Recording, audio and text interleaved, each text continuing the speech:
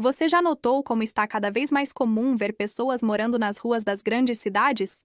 Seja em calçadas, viadutos, praças ou até na frente de prédios públicos, a presença dessas pessoas passou a fazer parte do cotidiano urbano brasileiro, mas isso não deveria ser encarado como normal.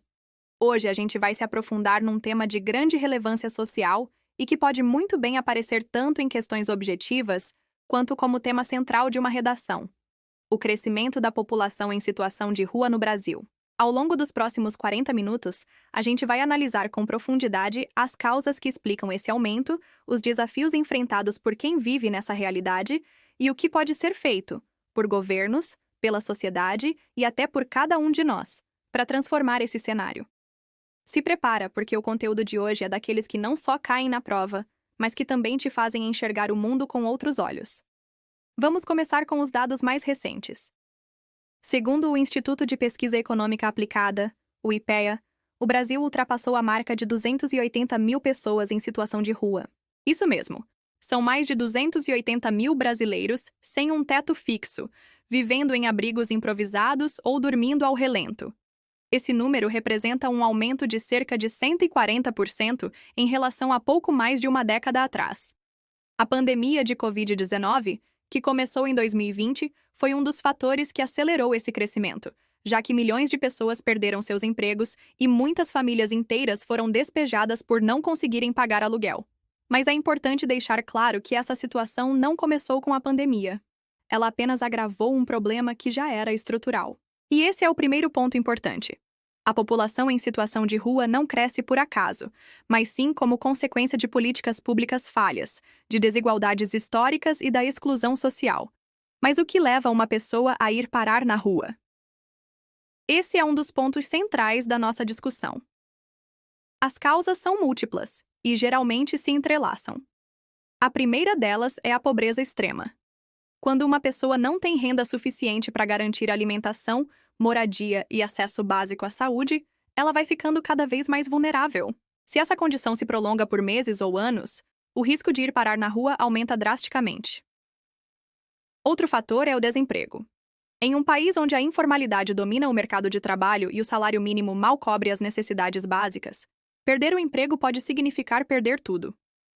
Há também casos de pessoas que sofreram rupturas familiares, como desentendimentos graves, abandono ou violência doméstica, e que acabam sem ter para onde ir. Além disso, temos que considerar questões de saúde mental e dependência química, que são frequentemente ignoradas, mas que estão presentes em muitos dos casos.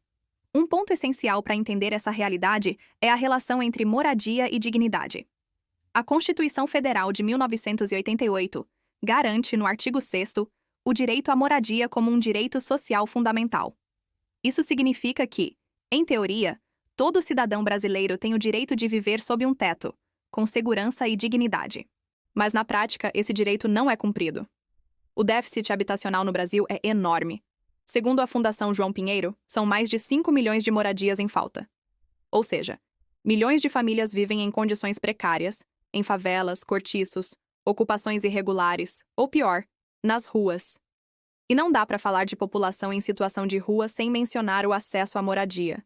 Quando o Estado não investe em políticas habitacionais, quando há despejos forçados sem alternativas adequadas e quando o mercado imobiliário se torna inacessível para a maioria da população, o resultado é esse: um crescimento contínuo de pessoas vivendo na informalidade e na marginalidade. Além da questão da moradia, precisamos falar do papel do Estado e das políticas públicas. Existem, sim, iniciativas voltadas para essa população, como os Centros de Referência Especializados para a População em Situação de Rua, os chamados Centros POP, além de abrigos, albergues e programas de acolhimento. Mas essas ações ainda são pontuais, fragmentadas e, muitas vezes, insuficientes. A maioria das cidades brasileiras sequer tem uma política contínua de atendimento a essa população. Em muitos casos, a abordagem do poder público ainda é higienista. Ou seja, ao invés de resolver o problema, tenta esconder, empurrando essas pessoas para longe das áreas centrais, como se isso fosse uma solução. Isso mostra uma falha estrutural na forma como o Estado encara a pobreza extrema. Faltam investimentos, mas também falta vontade política, planejamento de longo prazo e, acima de tudo, empatia com quem vive à margem.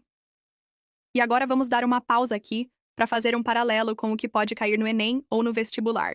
Um tema como esse tem tudo para aparecer como proposta de redação, especialmente porque ele se conecta com os eixos temáticos da cidadania, dos direitos humanos e da justiça social. Além disso, a questão da população em situação de rua pode ser explorada em áreas como geografia, ao tratar da urbanização e das desigualdades no espaço urbano, em sociologia, quando se fala em exclusão social e vulnerabilidade, e até em história, ao discutir como a formação das cidades e das políticas públicas brasileiras influenciaram a marginalização de determinadas populações. Por isso, estudar esse tema te dá repertório para diferentes áreas do conhecimento e ainda te ajuda a construir uma visão crítica mais apurada. Agora vamos voltar para o nosso foco: os desafios enfrentados por quem vive nas ruas. Você já parou para imaginar o que é tentar dormir num banco de praça durante o inverno? Ou o que é ter que proteger seus poucos pertences com medo de ser roubado ou até agredido? A vida na rua é marcada por constante vulnerabilidade. Essas pessoas enfrentam fome, frio, doenças, violência policial, preconceito da população e total ausência de privacidade. Mulheres em situação de rua, por exemplo, enfrentam um grau ainda maior de risco, com altos índices de violência sexual. Crianças e adolescentes, por sua vez, acabam sendo aliciados por redes criminosas ou explorados em trabalho infantil. Sem falar na dificuldade de acesso a documentos, que impede o cadastro em programas sociais e até mesmo a chance de conseguir um emprego formal. É um ciclo de exclusão que se retroalimenta e que exige ações muito mais robustas do que simples caridade ou distribuição de marmitas. E é nesse ponto que entra a importância das organizações da sociedade civil. ONGs, coletivos e movimentos sociais têm atuado como linha de frente no acolhimento dessa população. São eles que oferecem alimentos, roupas, atendimento médico, orientação jurídica e, principalmente, escuta. Em muitos casos, essas organizações conseguem fazer o que o poder público não faz: tratar essas pessoas como seres humanos e não como problema urbano. No entanto, essas ações, por mais essenciais que sejam, não substituem políticas de Estado. Elas precisam ser complementares. Ou seja, o ideal seria que o trabalho das organizações sociais estivesse alinhado com uma política pública estruturada, bem financiada e com metas claras de inclusão e reintegração social. Infelizmente, o que vemos é que essas iniciativas acabam cobrindo justamente as lacunas deixadas pelos governos. Vamos agora refletir sobre como propor soluções. Em uma redação, por exemplo, é essencial que você saiba não só apontar os problemas, mas também apresentar propostas viáveis. E isso vai além de dizer "o governo deve ajudar". É preciso ser específico. Uma boa proposta é a criação de políticas habitacionais voltadas para pessoas em situação de rua, como moradias transitórias com acompanhamento social, psicológico e de saúde. Outra medida é a ampliação e descentralização dos centros POP, garantindo que todas as cidades com mais de 50 mil habitantes tenham pelo menos uma unidade funcionando de forma plena.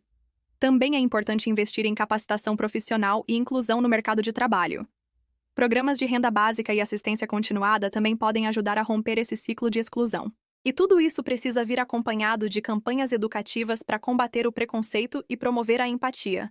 Além disso, vale a pena trazer exemplos positivos que estão dando certo. Em algumas cidades brasileiras, como Porto Alegre e Recife, existem programas que criaram pequenas vilas de moradia para pessoas em situação de rua, com suporte psicológico e acompanhamento constante. Em São Paulo, projetos como o Consultório na Rua levam atendimento médico até os locais onde essas pessoas vivem, garantindo um mínimo de cuidado com a saúde.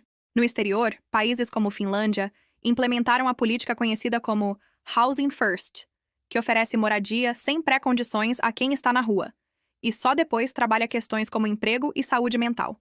O resultado? Queda significativa na população em situação de rua. Usar esses exemplos numa redação ou numa resposta discursiva mostra que você domina o tema e sabe pensar além do senso comum. E para finalizar esse nosso mergulho, fica a provocação. Como você vê essa realidade? O que você sente quando passa por uma pessoa dormindo na calçada? Ignora? Julga? Sente pena? Ou pensa em como isso é um reflexo das falhas da nossa sociedade? O crescimento da população em situação de rua é um alerta claro de que algo está muito errado. E enquanto a gente seguir tratando esse problema com indiferença ou superficialidade, ele só vai piorar.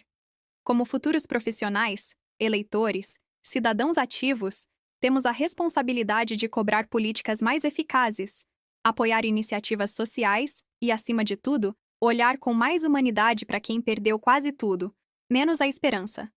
Se esse vídeo te fez pensar, compartilha com alguém, comenta aqui embaixo suas ideias de solução e não esquece de deixar o like. No Atualiza Vest, a gente não só estuda o que cai na prova, a gente entende o que constrói o mundo.